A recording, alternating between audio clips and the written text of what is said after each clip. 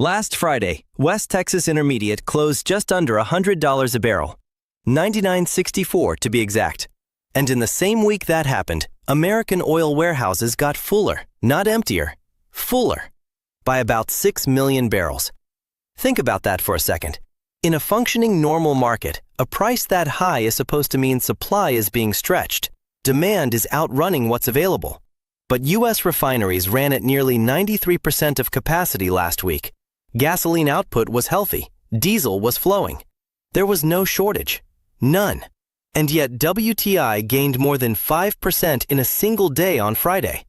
So something is moving this market that has nothing to do with how many barrels are sitting in a tank in Cushing, Oklahoma. That gap between what the price says and what the fundamentals show is exactly where the real story lives right now.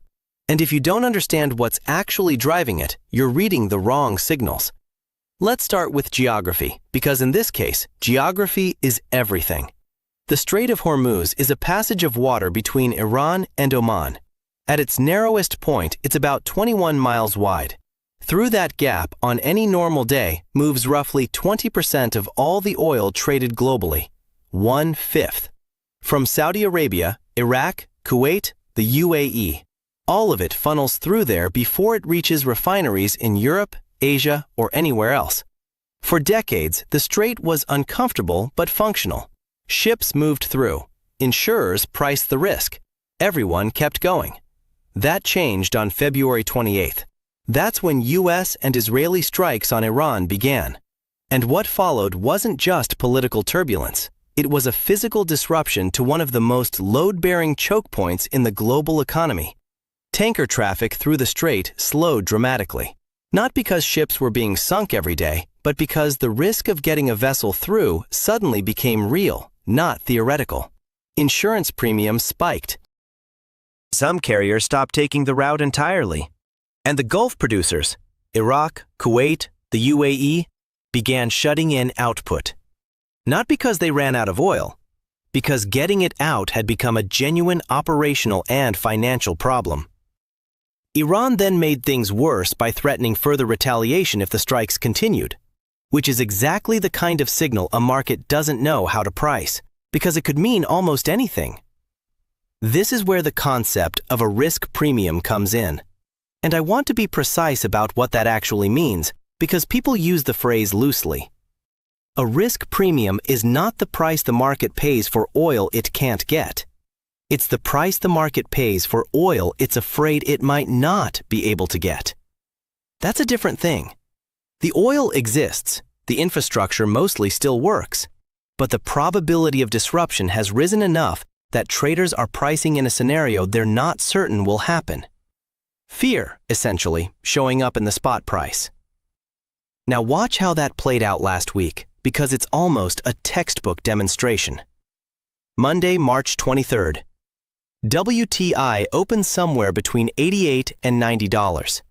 Then midweek, rumors start circulating that U.S.-Iran ceasefire talks are making progress. Prices drop hard.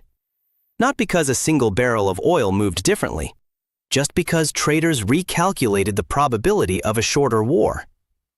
By Friday, those rumors fell apart. Fresh doubts about any real deal emerged. Add some concern about Russian export cuts on top of that, and WTI surges more than 5% in a single session. Here's a question worth sitting with. If you could remove one variable from this market right now and watch what happened to prices, what would it be? Not OPEC policy, not U.S. inventory data, not the Fed.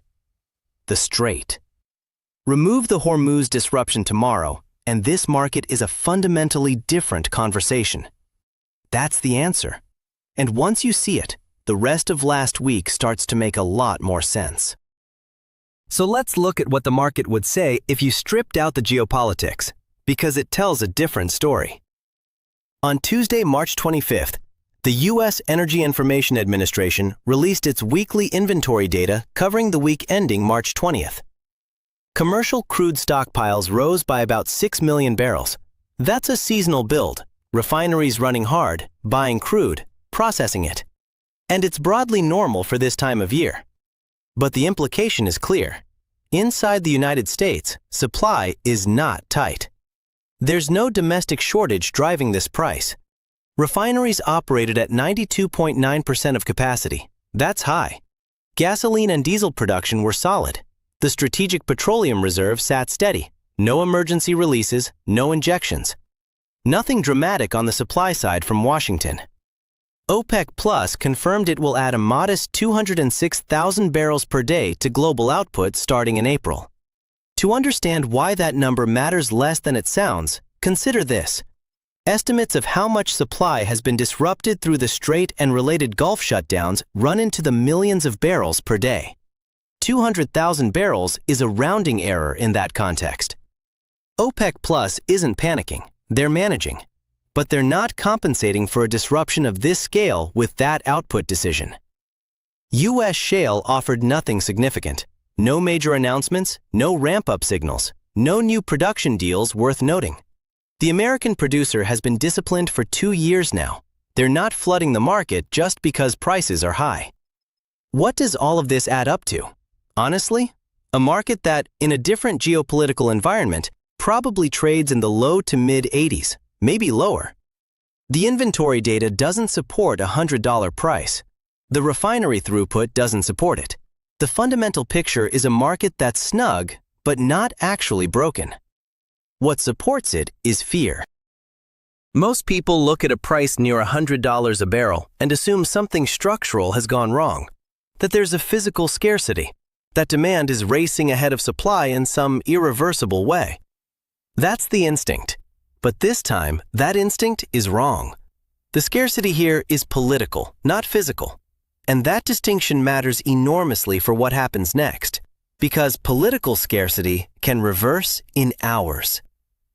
Now put those two pictures together, the geopolitical reality and the fundamental baseline, and last week's price action stops looking like chaos and starts looking like information. WTI opened Monday around $88 to $90, dropped on ceasefire rumors, clawed back, closed Friday at $99.64. Brent settled around $112.57. On a full week basis, the moves sound almost modest. Brent up about 1/3%, WTI up around 1%. But those weekly numbers completely hide what actually happened, which was enormous intraday swings driven by nothing but diplomatic signals and war headlines. That volatility pattern is telling you something specific. The market has priced in a war premium. Every piece of news that lands, every rumor, every denial, every leaked memo about ceasefire talks gets processed through a single question. Is this conflict getting shorter or longer? Ceasefire signals compress the premium. Escalation signals inflate it. Everything else is noise. The usual indicators were almost irrelevant last week. The dollar index held steady. The Federal Reserve kept rates on hold. There was no major GDP print, no inflation shock. Under normal conditions, those are the kinds of macro factors that move oil alongside supply data. Last week, traders barely blinked at them. The inventory build, 6 million barrels, which would normally at least give the bulls pause, barely registered. What you're left with is a market that has temporarily suspended its normal operating logic. This is not a supply and demand market right now. It's a geopolitical probability market. Traders are not asking how many barrels are available today. They're asking how many will be available in 2 weeks if the situation in the Strait deteriorates further. That's a harder game, and anyone who walks into it using the standard playbook, inventory data, rig counts, demand forecasts, is reading the right instruments in the wrong cockpit. Looking at the week of March 30th through April 5th, 2 calendar events are worth tracking. First, the EIA publishes its next weekly inventory report on Wednesday, April 1st. Second, OPEC Plus holds a monitoring meeting around April 5th. Both of those will move prices on the margins, but neither one is what actually determines where this market goes. The variable that determines everything is the same one it's been for the past month: news flow out of Iran, the status of U.S.-Iran negotiations, and what's happening to tanker movements through the Strait of Hormuz. Let me map two scenarios, because that's honestly the most useful thing you can do with a market this binary. Scenario A. Credible ceasefire progress emerges. Maybe both sides signal a pause. Maybe tanker traffic through the strait begins to normalize. Not fully, but enough that the insurance market starts pricing risk down. In that case, the risk premium starts to compress, and it compresses fast. WTI could pull back toward the 90 to 95 range relatively quickly. Not because the fundamental situation changed dramatically, but because fear priced in above that level starts leaving the market. The inventory data, the refinery runs, the OPEC output increase, those things reassert themselves as the dominant signals. Prices would still be elevated by historical standards, but the move down would happen in days, not weeks. Scenario B. Talks collapse, or new strikes occur, or Russia deepens its export cuts and the global squeeze tightens from a different direction. In that case, the pressure goes the other way, and fast. 105 to 110 WTI is back in play within the week.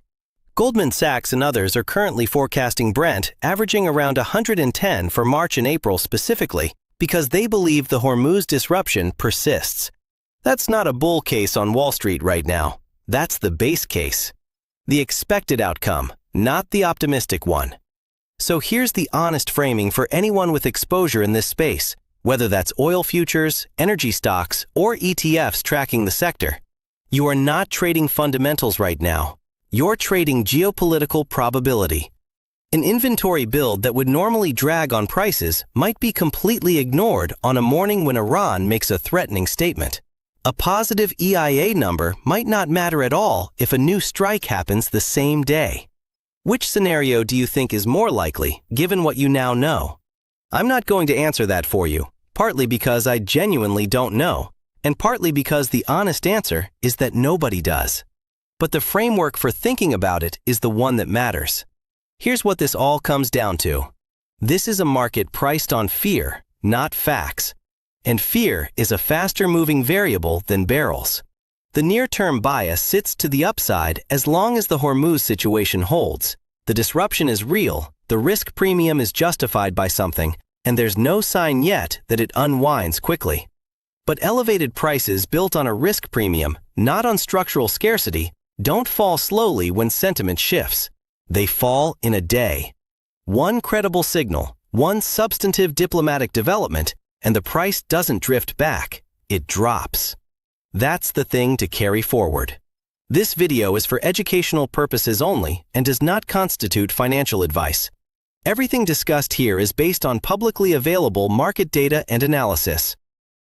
Any decisions you make about investments, trading, or financial exposure are your own. Do the research, know your risk tolerance, and take responsibility for your choices.